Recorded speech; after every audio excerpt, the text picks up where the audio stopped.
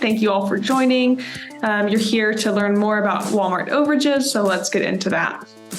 Today, you have myself. So my name is Allie Trong. I'm the lead supplier wiki researcher. I help organize the content, the articles, webinars, or ebooks that you're looking at. And then leading our content today is the wonderful Melodie Hayes. Melodie is the VP of Supplier Wiki. She has worked on pretty much a little bit of everything within SupplyPike. So really excited to have her. Awesome. Okay, so let's talk about overages at Walmart. I'd love to see in the chat, maybe we can get our chat popping today. Do you guys experience overages? Do you guys currently bill for overages? Are you experiencing more overages on the SQEP side or on the kind of shortage side? Let us know. But if you're like, I know nothing about overages, Melodie, that's why I'm here today. We're going to be diving into that, and just please feel free to send some messages in the chat. Okay, so what are overages? They are kind of what it sounds like. So anytime that you are sending products to Walmart and they're receiving them versus what they have purchased, an overage is going to be an excess of what has actually been ordered. So if you're sending more product that is actually expected, that is what Walmart will consider an overage. And unlike other retailers, Walmart will not actually send you an invoice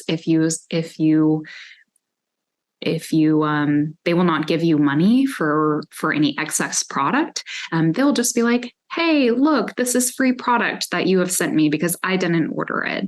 And so that's what we would consider an overage in regards to Walmart. Here is the actual Walmart definition. So any amount of inventory stock that exceeds the inventory that is expected. So any extra product than what is ordered, that is what Walmart considers an overage. Now, there's two ways of understanding overages. There are billable overages, and this is going to be kind of those shortage overages that I mentioned earlier.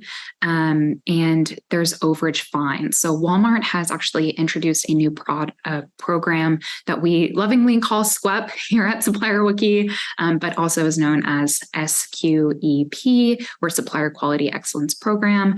So Walmart is actually now fining suppliers for any overages that they are seeing come through. So not only can you be losing money on kind of these billable overages or these shortage related overages, you can also be getting fined on it.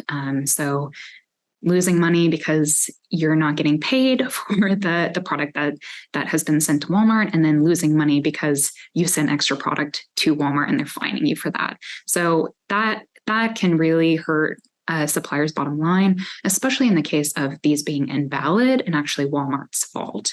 We'll get a little bit more into that. But let me just make sure I covered the information. Yeah, Walmart isn't going to be paying for the extra items that they received, and SQEP. So they want to de-incentivize you from sending too much product and then billing for it later. What we do find though is that Walmart will sometimes be sending these overages or giving you overages in error. And so it could even not be your fault, which is really frustrating. Here we go. There's two common causes of overages. So there's true overages, and this is going to be a valid fine that you're receiving, or a valid overage, meaning that you have actually sent too much product than what was ordered. Most suppliers, I don't feel like do this, just from what I've seen, or knowingly do this, just because, why would you send product that you're not going to be able to get paid for, or you're going to receive a fine for. So this will happen, if you have an issue with maybe your case calculations or something like that. But usually what we see more of is shortage triggered overages. And so what happens is that if there is a PO number and there's only one PO per truck, or multiple purchase orders on a truck, they will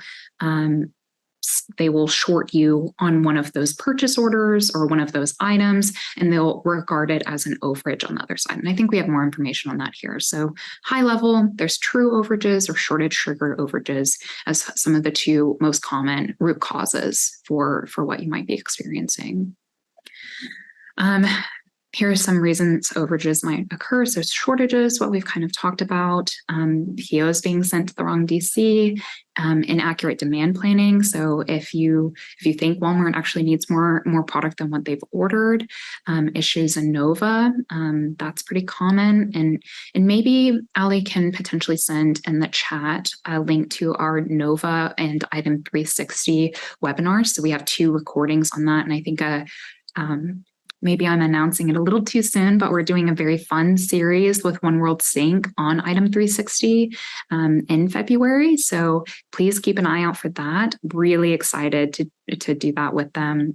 We'll be talking about all things with item setup and doing an Item 360 201. So keep an eye out for that.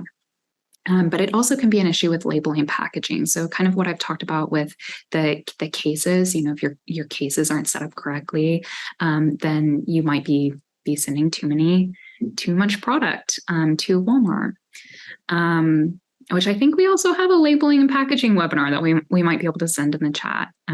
So check all of those out if these are some of the causes that you might be experiencing with overages. Great question for the chat. So what are other root causes of overages that your team has experienced? I have seen a couple of people sending a few things in the chat, which is so exciting. I love it when you guys engage with us. Someone currently has over $100,000 in overages, and they've done 2 test invoices. So that's great that you're going and billing for that. I know that Ryan will be able to help answer, like, how long is the average time to get paid back on this? Tom is saying that he recently started billing for overages and seen success in receiving payments. That's great. This is kind of a trick of rebilling for overages. Not every supplier does. So I'm glad to see that you guys have been able to do that. Awesome. Okay, ripple effect from shortages. So this is a compound issue that will happen if there's an error in Walmart's receiving process, and one of the DC's short orders results in an overage in another DC. So I don't know if you guys have ever had the chance to do kind of a DC tour. I have. It's been quite a few years since I've been able to do that. But the receiving process at Walmart is very manual. So you could even see this issue happening at a single DC where, they're receiving the product and they're manually scanning, a person is. They're like, oh, I actually only have, 8 cases of pomegranate juice. And when in reality, they have maybe 6 cases of pomegranate juice and 2 cases of orange juice. And so usually what we'll see is that there's just kind of a mix up because of the manual receiving process. And that can also happen at the DC level. So what we're seeing here is at DC 2035, there were 10 out of 15 cases delivered. And so you get a shortage fine on this. And then at DC 5340, there was 20 out of 15 cases delivered, which results in an overage. And so you're going to get fined twice for this, an AP deduction on the shortage for this order, and then you're going to receive a SQEP fine for the overage on this order, which can be pretty rough, which is what this slide is demonstrating to us. So an AP level deduction for a really great code for that is code 24. So that's going to be one of those shortages. You're going to see a SQEP fine of PO defect, and then you're going to have a OTIF fine, the on time in full fine, which is also going to impact your bottom line. And so your fill rate compliance is going to drop. You will not be paid for the unfilled units. And then in addition to the deduction, you're going to have a PO defect fine and the failure to ship in full, which is going to hurt your compliance score overall. I will say that, after talking to a few merchants, talking to a few buyers, OTIF fine, not only is the fine going to hurt you, but that is something that they will look at in regards to comparing you to potentially competitors. If it's a very tight race in terms of, cost, quality, you're pretty neck and neck with your competitors. Sometimes they will pull up your OTIF or in stocks in order to determine which vendor that they will move forward with. So OTIF even has more drastic impacts than just receiving something within itself, which is pretty scary. Okay, so how can overages affect your business? So as we've talked about, short shipping deductions, SQEP fines, and OTIF fines can be triple dipping into your pocket. So the really annoying thing about this, and the difficult thing for suppliers, and I'm sure most of you are working in, accounting or some regards to finance or maybe supply chain if you're on this webinar, and this means triple work for you. It's not even just triple fines, it's triple work for you because all of these systems are different. You have to dispute each of these individually, which just can cause a lot of work for you to go and have to prove over and over and over again that this might be an error in order to get your money back. But these are the different kind of codes that you'll actually see, or the different kind of programs in the actual codes or defect type. So what we have here is the deductions. I mentioned that code 24.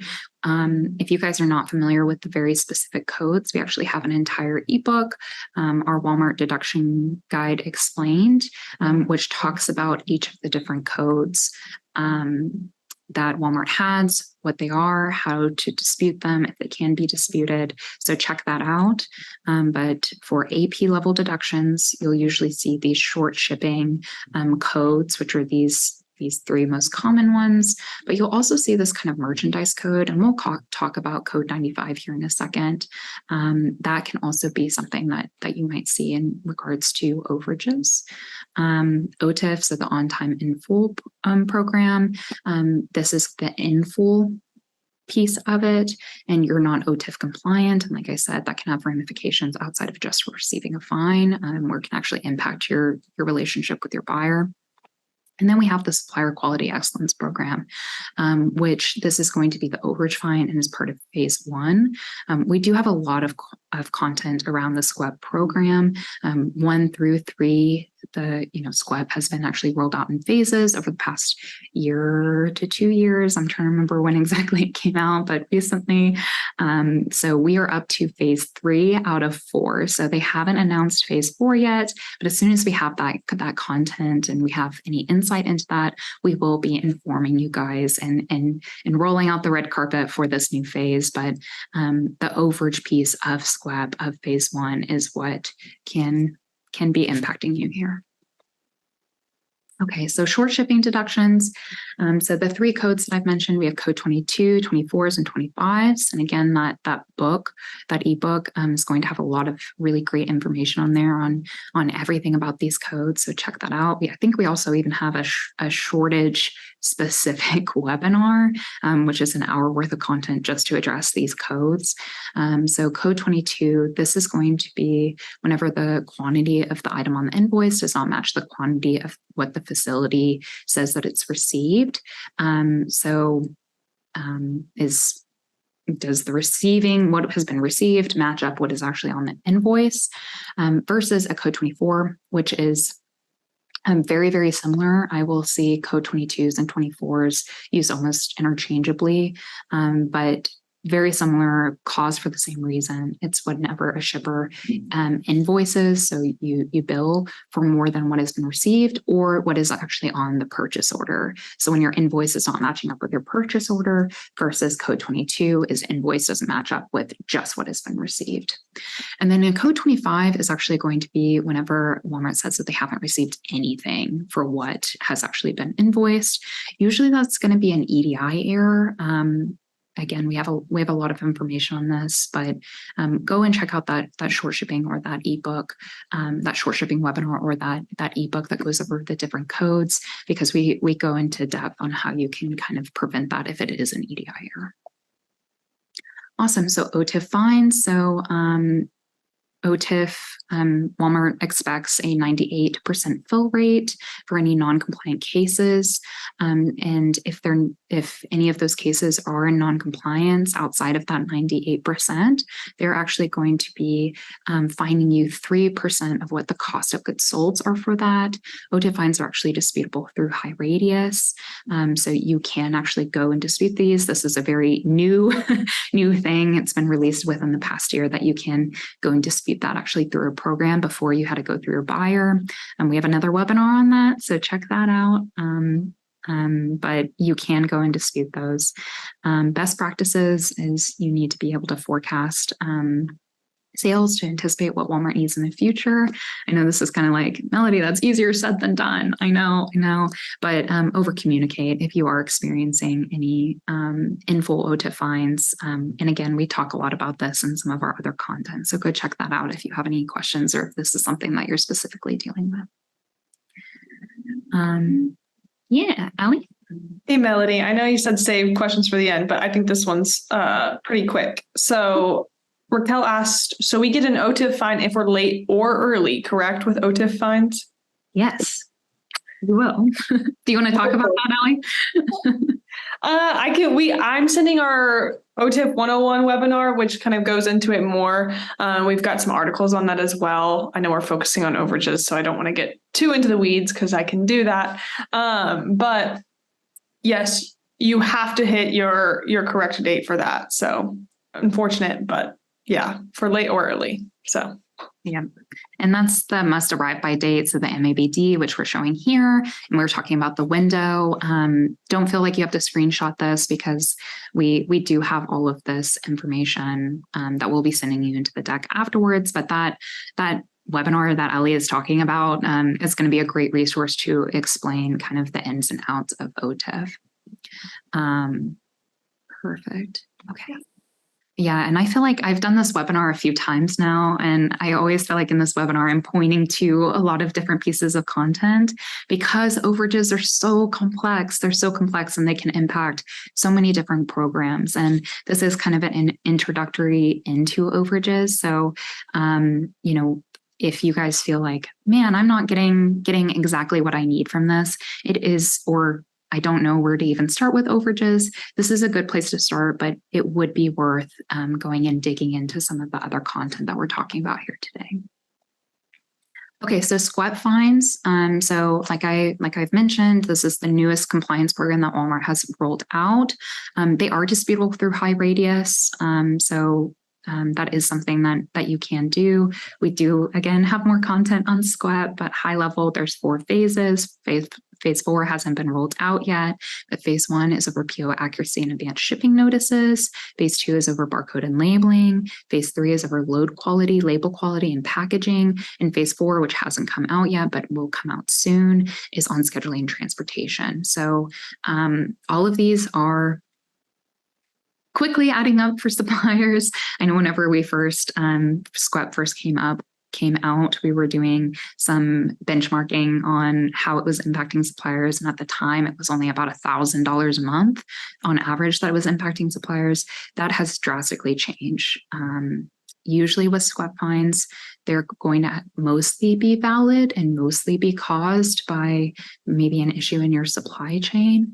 So usually what we suggest with SQEP is actually focusing on prevention and root cause for that. But there are some things like overages, very specifically, that typically are invalid if you're experiencing a lot of those.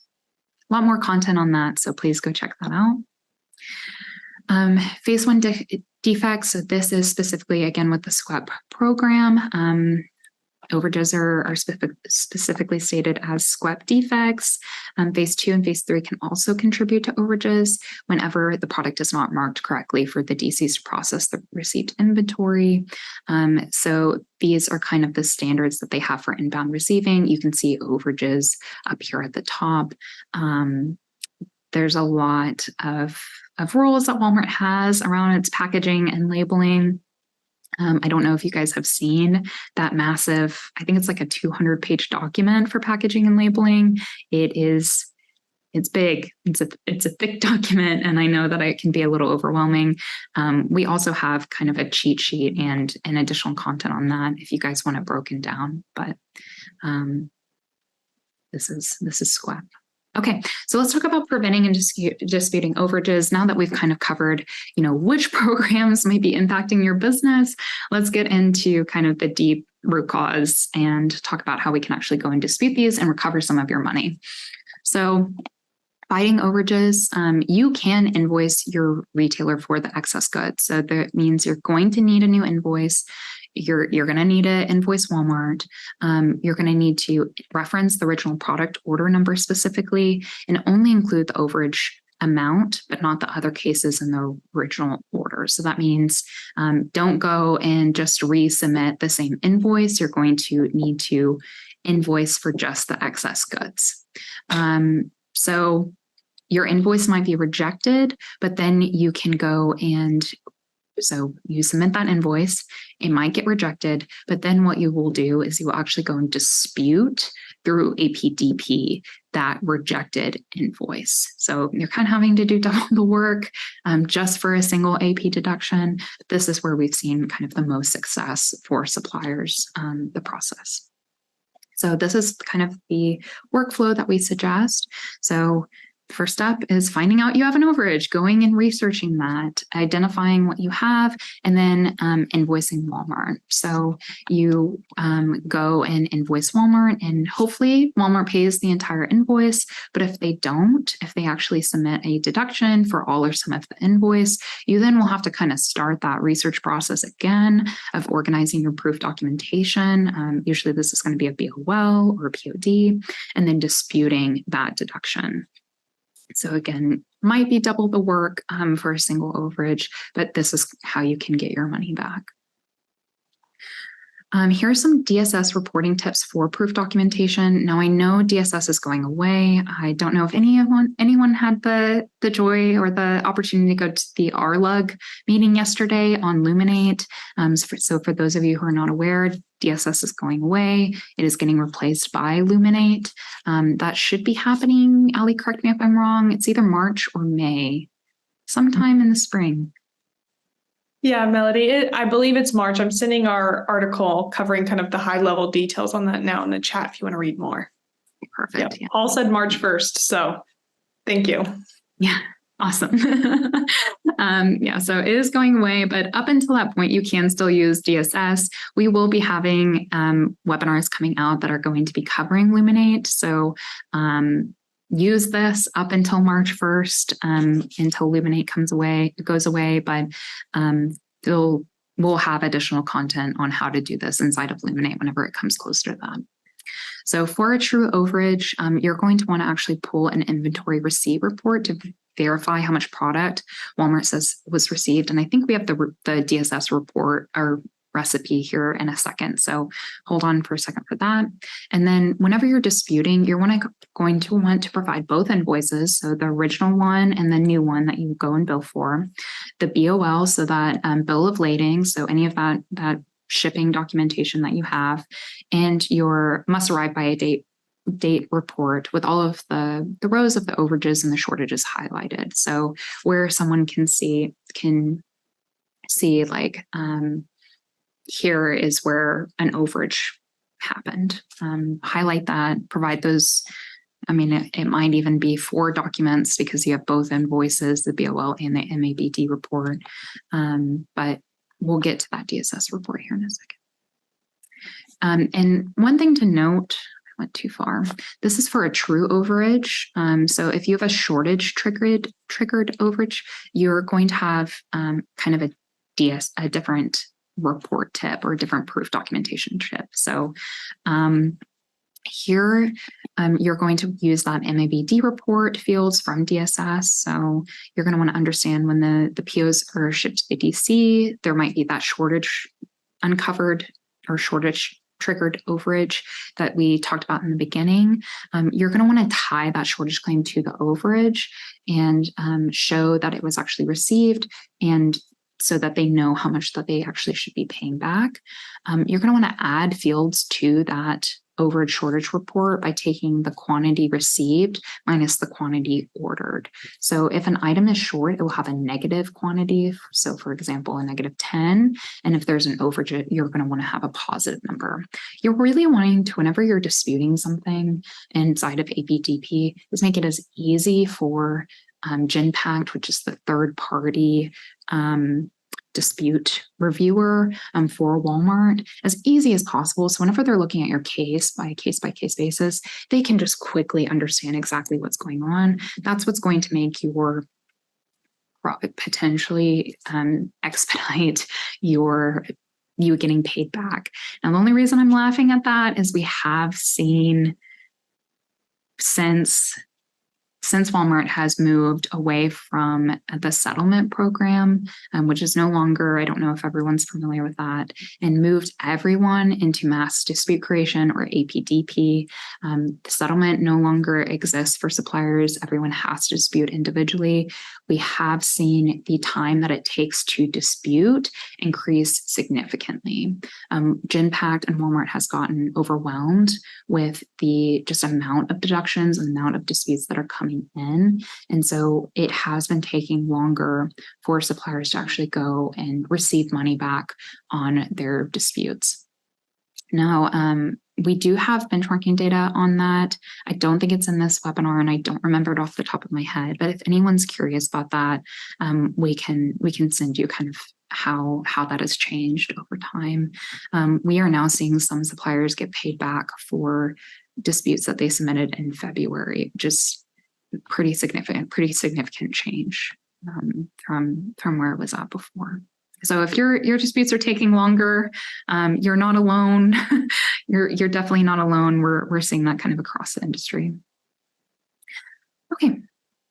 So this is just the deduction dispute workflow, and that webinar that Allie sent in the chat on shortages, it's going to cover this in really great detail. So check that out if you have any questions, but just high level, you're going to want to review your deductions daily or weekly, research those items, kind of do a validity check. So decide like, okay, is this actually a valid dispute? Like, did I actually do this? And did my company do this? If it is, I'm going to want to write it off, learn and communicate, talk about some of prevention aspects in order to stop these deductions from happening, because Walmart is probably not going to pay you back on that.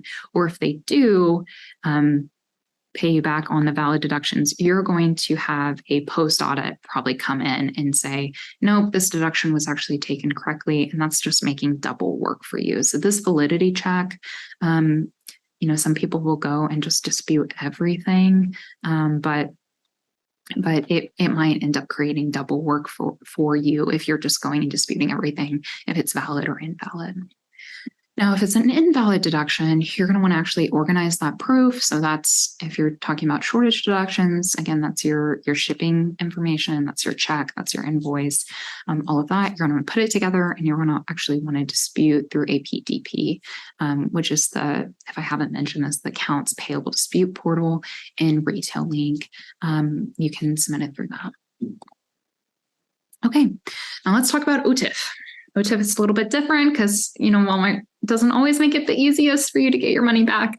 But OTIF dispute process is going to reoccur on a monthly basis. You can actually dispute that in high radius if the fine has been issued. And you can actually get OTIF fines reversed with your buyer. But we suggest to use that very sparingly. So you will only really want to do that if it's a very, very high amount that's going to have a drastic impact to your business. And your one thing we say a lot here is your mileage may vary because depending on the buyer, they may not want to touch OTIF fines at all. And they may not even get back to you. So your mileage may vary if you're actually wanting to go and dispute with your buyer. But this is kind of the workflow that we suggest. So check your OTIF scorecard weekly. download that for your own historical reference. See if there's any projected fines that have been detected. If there has been, you're actually going to want to go and dispute that in HighRadius and gather the proper documentation. Just look in HighRadius for approval and then ensure payback in HighRadius. This is very, very high level. We go into it much more detail in that OTIF disputing webinar that Allie has linked out to in the chat. So check that out. Okay, now here is the SQEP disputing workflow. So this is, again, going to reoccur on a monthly basis. The key thing to understand here is what are the phases and what do the defects mean to best dispute. So review your SQEP scorecard for projected fines. I kind of suggest reviewing this weekly, but it's really up to the size of your business. If it's a phase 1, then you're going to want to review in the chargeback summary. If it's in a phase 2 or 3, you're going to want to review in fix it and chargeback summary. Again, do that validity check. Is this a valid fine that I'm receiving? If it is valid, just write it off. Again, talk about that learn, that communicate, talk about prevention. We do see quite a few SQEP fines that come through that are valid. And so the best way to make sure that you're not experience this revenue loss is to go and try to prevent those from happening. But if it's invalid, you're going to want to organize your proof and dispute in HighRadius or fix it, depending on what type of charge it is, what type of fine it is. And again, at the end of the day, just kind of talk about any of that prevention, if there is any. We've seen with SQEP charges that sometimes they can be obviously invalid. I think Ken from GNC, we had him come in and he taught an entire class on SQEP. And one thing that he mentioned is that suppliers will sometimes see their the photos and fix it come through, and it's not even their product that is being sent to them as proof for the fine that they're receiving. And so you can go and actually, raise a red flag for those and say, hey, this isn't even my product. And usually what will happen is it will just disappear. That fine will just disappear. So go make sure you're looking at it at least, because even though most of the fines that have come through we have seen have been valid, there are definitely times that they are wrong. So, okay, let's talk about some of the ways to prevent SQEP overages. This is something that we suggest quite a bit, and I know it's not possible for every supplier, again, depending on the size of your business, but we have seen some suppliers actually have really great success of just differentiating between the boxes that they're sending. And because, again, of that manual aspect of the warehouses, just making sure that if they are different, if it's a mixed pallet, if you're sending kind of different items on a single pallet, that you're really calling to attention that they are different items, that's going to avoid some of the potential receiving errors at the Walmart warehouse. Check your EDI. So make sure that your information, your fulfillment information is actually being sent correctly. This is one of those silent killers I feel like some suppliers run into, or like, why am I receiving so many?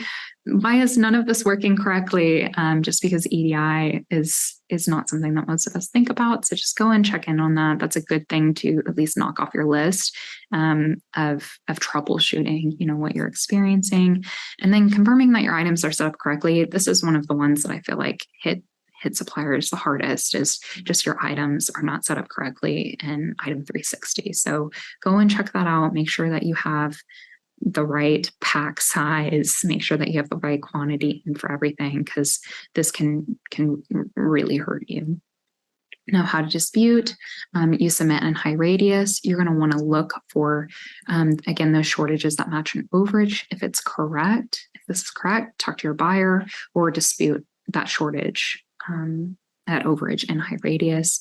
And then that DSS data that you probably are going to be using for that AP, the AP deductions, the AP shortages or the overages, you can use that same DSS data to match it up with invalid overages.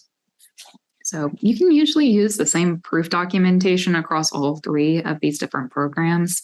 It's just, I find a little frustrating to have to use the same information in three different places for this singular error. Okay, let's talk about rebilling for overages. I'm going to move a little faster, you guys, but how do you get repaid for overages? So you're going to pull that report in DSS. And if we don't have this in the deck, I think we do, but I'll make sure that we send that recipe. Let's look. Oh, here you go. It's the next thing. So pull this recipe in the next slide for your inventory received. Determine what orders have actually been received over. You can use Walmart's Web EDI. If you're a smaller supplier or a newer supplier, Web EDI is just kind of that free EDI program that Walmart allows for you to have, or your other invoicing service to rebill Walmart. So transmit that to Walmart, make sure that you're getting paid, and then watch for those repayments and deductions in APIS.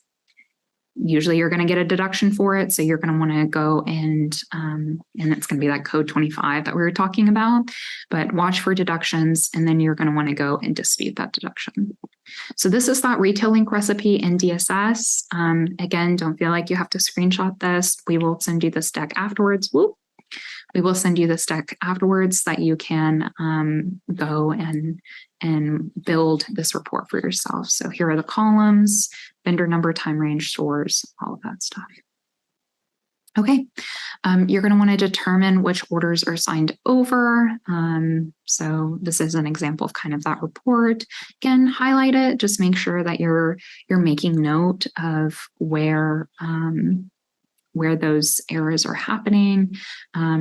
Compare the quantities that were invoiced for in APIS. So this is the accounts payable inquiry system in Retail Link. Compare that data and make note of anything that might be an overage. Here's an example of how you can rebill for Walmart in Web EDI. So this is what Web EDI looks like. If you guys use it, you can actually go and create documents in this.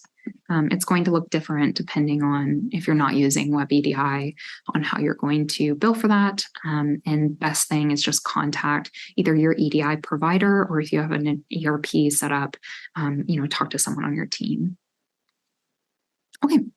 Watch for deductions. I know I've said this a few times, but Walmart tends to pay the new invoices in full. So it's about 60 to 90% of the time, depending on you as a supplier. Again, mileage may vary, but some will have deductions on them for the whole invoice. So this is going to be that code 25. You're going to want to dispute any of those deductions by providing that same kind of proof documentation that you kind of gathered in the beginning to determine if this was a valid or invalid overage. What do you got for me, Allie? What do you got for Ryan? Yeah, let's get into it. I've sent a lot of resources in the chat before we get into questions. These are some of our other resources. You can find those on Supplier Wiki, but I've got so many questions for you guys. I'll go ahead and start with the ones in the Q&A. First comes from Nicole. And by the way, Ryan, great to have you on. It's awesome whenever you can come on and share your expertise. The first question being, is there a way to dispute an overage if you have a BOL that states that you did not send extra cartons?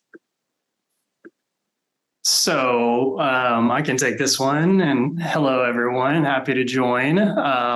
So yeah, when you are, if you're wanting to invoice, so there's two things. If you're wanting to invoice for an overage and you believe Walmart has received an excess of goods compared to what you've billed for, then in that case, when you submit the invoice, you do not actually have to submit proof with that EDI invoice.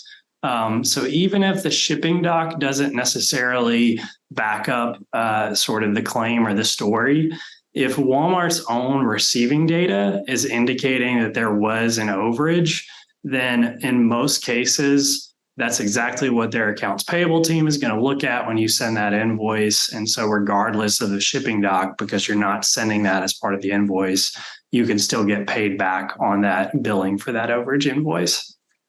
Gotcha. Okay. That is helpful.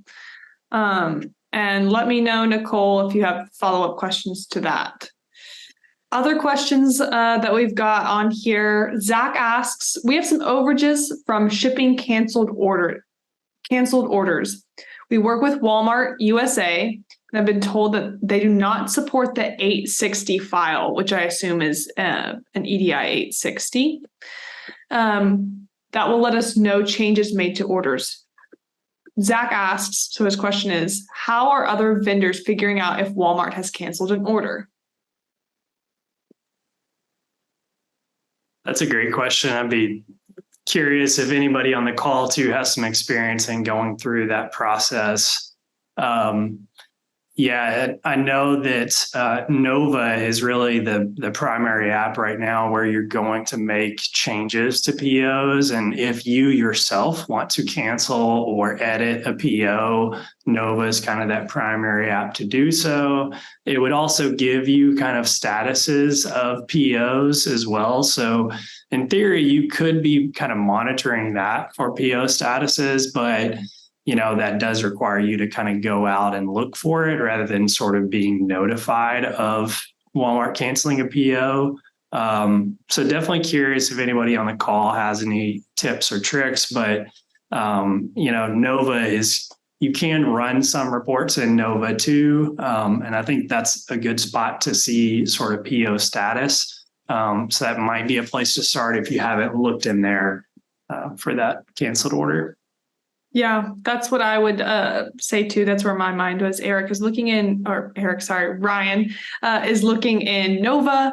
And the second piece of that is we know that there's also going to be a release in Supplier One, a application that Walmart is currently working on that will have some of the same data. So not sure if that's going to make Nova replaced by the Supplier One applications, but just know that I would check first in Nova, and then second, if your company has access to the beta of Supplier One, there may be some data in there too. All right, gonna go into some of the other questions that we've got. The first being, let's see, I'm looking at the chat, so just trying to scroll up to the top that we have here. Stephanie mentioned that she has a lot in overages currently, and they've done 2 test invoices but have not seen any movement. How long have you seen in your experience, Ryan, that these take to get paid? Yeah, so great question. Really, from sort of the way I describe it is Walmart will pay these overage invoices in the same timeline that they're paying just your average typical invoice. So it's the same team, and whether, it's sort of a secondary invoice on a PO or it's just your primary invoice for a regular PO you filled, they kind of review and pay those invoices in the same process, same timeline. So basically within your payment terms. Often within 30 to 60 days, you should see an outcome on that invoice that you send. And just to follow up there, Ryan, because I know that this can happen. Let's say that, you're getting to the end of your payment terms and you're not seeing a payment come through. How can you escalate that? Yeah, so I would say that the Enterprise Business Services team, or EBS, they used to be called Global Business Services, that team can sometimes help with payment. Sometimes they're helpful if you're waiting for an approved deduction to be paid back, or in this case, potentially an invoice payment. So I know we've got methods stored to reach out to them that we can share, but that EBS team is a good team to escalate that to. Yeah, I'd agree. Okay, let's see. We've got some more questions in the Q&A. I love that you guys are engaging today. This is awesome. Tom asks, do you need to dispute OTIF or SQEP fines before the charges have been deducted from a payment from Walmart? Yeah, so great question as well. I agree. So there's kind of 2 sort of milestones in the timeline that you might consider when disputing OTIF or SQEP charges. The first milestone is when Walmart issues the invoice. because these OTIF and SQEP fines are actually invoices from Walmart, or sort of AR fines is kind of how we describe them. And initially you get invoiced, you can see those invoices in high radius. They usually happen about 1 month after the Walmart month ends. So that's the typical timeline. If you want to try and get the fine waived before that fine actually becomes official, sometimes historically there's been past where you can reach out to your buyer, you can talk to your replenishment manager or supplier solutions manager. If you want to try to sort of get it waived before it hits, then reaching out to those before that invoice is issued would be the process. Or more recently, Walmart started supporting high radius disputing. And so if you're going to actually dispute the official fine, it doesn't matter whether Walmart's deducted it from a payment, but it does matter whether they've issued the fine at all. And if they have, it will be in high radius. And then you can go into the Walmart high radius portal, select that invoice and dispute there. So that's the sort of timeline. Perfect. Thank you, Ryan. And just to clarify, if this is your first time hearing the phrase high radius, that's a separate portal from Retail Link. So you'll need to get access to that. And we've got some documentation on how you can do that as well. Mike asked, will fines apply to Walmart short receiving in the first place, finding that inventory week later and receiving as overage on another PO? Yeah. So we definitely see scenarios where Walmart, I'm sure everyone on the call has seen misreceiving outcomes that they've observed from Walmart. A couple of those scenarios are exactly what was just stated. Sometimes a single truck might have multiple POs on that truck, and Walmart may be unloading that trailer and, identify some cases or goods they were actually meant for PO number 1 and sort of receive those on PO number 2. And in that scenario, you have PO number 1 is short now and PO number 2 is over. And if you're a collect supplier that goes through Centerpoint, then sort of the range of POs that might be related, where an overage shortage could be related, increases. So it's definitely possible that, one PO could be short, another PO could be over, and that's directly related. Sometimes we also see items mixed up within a single PO. So, one item is over, another item on the same PO is short. So that can also happen. I don't know. I might have missed the question there, but we definitely see that scenario happen. So happy to add more context or if needed. Yeah. Thank you for answering that, Ryan. And Mike asked the question. So Mike, if you've got more follow-ups, we've got some time. We are nearing the end of some of the questions that we've got. I've got about 3 more in the queue. So if you guys have them, get them in early because we'll have Ryan here for a couple more minutes. So Karen asked, when invoicing for overages, should you use the original invoice number or the new one? Yeah, great question. Our recommendation would be to use a new invoice number. You still want to bill for the original purchase order number because that PO is where the overage occurred. But as far as the invoice number, we would strongly recommend you to use a new one that helps you with tracking payment for that invoice, and as well as any deductions. It kind of keeps it separate. Sometimes we see suppliers just add a 1 or a 01 or something simple to the end of the original invoice number. So those would be options for you. Perfect.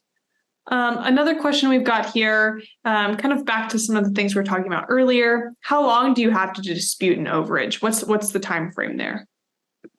So yeah, if you want to sort of invoice for the overage, then typically what we're saying is that you have about 2 years, and we've seen successful invoicing of overage going back 2 years. Walmart doesn't officially describe that timeline because this is kind of a process that, you only know if you know, and they don't really talk you through it. So We haven't exactly seen official documentation on it, but we have seen going back 2 years to orders that old, seeing success on invoicing for those overages. So that at least should give you a pretty big window to go after. Awesome. Yeah. 2 years, definitely worth investigating.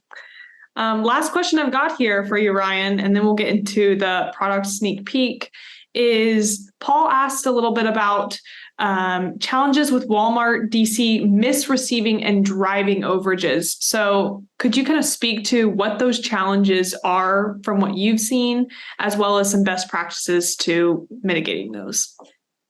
Yeah, I mean, we talked about those scenarios of Walmart kind of mixing up goods across POs or within a PO. It's hard to sort of fix Walmart's receiving processes on your end. But number one, you want to recover as much of that as you can. If Walmart was at fault and you shipped it, then go through these processes we described in the webinar to get sort of fully paid for what you deserve.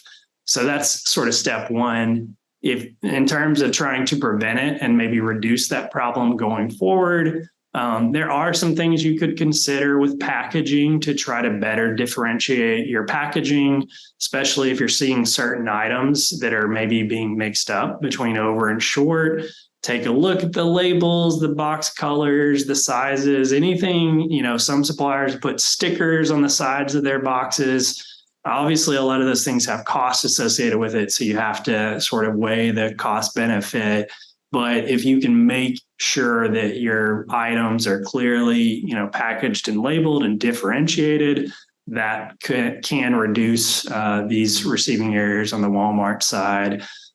So things in your packaging like that to make sure everything's clearly labeled, separated, can help drive that down as much as you can without sort of being in the Walmart DC to help them unload successfully. Don't you wish though, Ryan? Don't you wish we could go in there sometimes and just help out a little bit? Yeah, 100%. Yeah. No, I agree. Yeah. Perfect. Well, that's the questions we have. And to the last question that Ryan answered, I did share our Walmart secondary packaging guide webinar in the chat. So go and look at that one if you are having issues in that area, because we do go in deep of Walmart's documentation on that. Ryan, thank you for jumping on and answering all these questions. Much appreciated. And I'm seeing that reflected in the chat and the Q&A too. So we really appreciate it. And Melodie, thank you for leading us through the content. We're going to go ahead and transition now into the product preview. So Ryan's actually going to share his screen here in a second, and he's going to show us some of the new features that we've got on SupplyPike for Walmart. So Ryan, I'll hand it over to you. Yeah, thanks, Allie. And so I will get my screen shared and we'll go over some of the capabilities. I think we just got about 5 minutes allotted for this. So we'll keep it high level. There's definitely way more that we won't be able to see. But, as we talked about, we want to be able to help you recover everything that you're owed. And, obviously that spans AP deductions. It spans compliance fines with OTIF and SQEP, post audits, billable overages that you may be eligible for payment on. So sort of across the gamut, we've got options and support for that. And you can kind of see that on the left side, all these options that we won't get to today, but a lot of different rev loss scenarios, so to speak, where we can help you recover those dollars and help you pinpoint some drivers into why you got some of these in the first place to help you lower those fines and deductions. So I'll quickly show you guys a couple of different areas, starting with our AP deductions solution here. So you can see at a glance on our dashboard, we do a lot of categorizing your deductions overall with some sort of high level KPIs like win rate, what's in progress. And this deductions by status gets even more granular. You can see what's been kicked back to you, what's on Walmart's side, what's not yet disputed. paid back, denied, all of the sort of possible states that deductions and disputes can get into. So you have a very quick high-level glance of that. We break your deductions down from different perspectives so you can have a clear picture of, what you're receiving and why. So you can see by sort of claim code what you're experiencing sort of in terms of volume, dollar amount. We have great help information to learn about what each of these codes are. Can they be disputed? What documentation do you need? How to dispute and prevent these? So a lot of different breakdowns here. We just released this root cause feature, which is our attempt to show you root causes on deductions. And this is so new, we don't even have any data in our demo company yet. But that's to help you sort of get better and reduce these deductions as well. Breakdowns by item and Walmart DC. So a lot of different ways to look at your deductions. Super quick, you can see all of your individual deductions. You can do things like bulk dispute. We have automatic disputing where you don't have to actually take any action at all. You just turn on auto disputing. We can dispute it all. We have automatic document retrieval to go out and get your shipping docs and attach those to the disputes. So that is our deductions tool in a very quick glance. Way more we could go into on another day, but I did want to show you one other thing, which is our billable overages solution, which is fairly newly launched, although we have been helping suppliers get paid on overages for some time now. And so the idea with this is we talked about all those processes to identify your overages. We go out and get all of this data, compare invoices, receiving data, payment data, deduction data, and do all the math for you so we can spot the POs where there's opportunity to bill based on Walmart's own receiving data and present that in a very simple table of what kind of the opportunity is. All you have to do is sort of select the time period and you get a clean overage Excel report. And that will get you everything that you need to create and submit invoices to Walmart. You still have to do that part on your own because that is an EDI process, but we give you every data point you would need to create and submit those invoices. And then you get paid within that 30 to 60 day window. And we also track your overage payments right here as well. So we'll automatically track those payment outcomes on the overage invoices you submit. And you've got detailed payment reports as well. So everything's sort of right here, identified and sort of served up to you to where the only thing you need to do is submit these invoices and hopefully sit and watch payments come in. Which we've seen and helped a number of suppliers with. So hopefully that was helpful with the demo, and I'll end the share here. Thank you so much, Ryan and Melodie, for helping us through some of the content today. Ryan, thanks for answering questions and going through the demo. We appreciate it. I can share our emails in the chat here in a second, or Melodie can throw it up on the screen. But just wanted to say, if you guys have more questions or need to get in contact with us, we'd love to chat with you guys. Really appreciate you joining and asking all those great questions, and hopefully you left with something that you've learned today. So appreciate all of you. And go ahead, Melodie. Before we go, Nick, I do see your question of I get deduction claims through a different company. Can I sign up just for the overage module?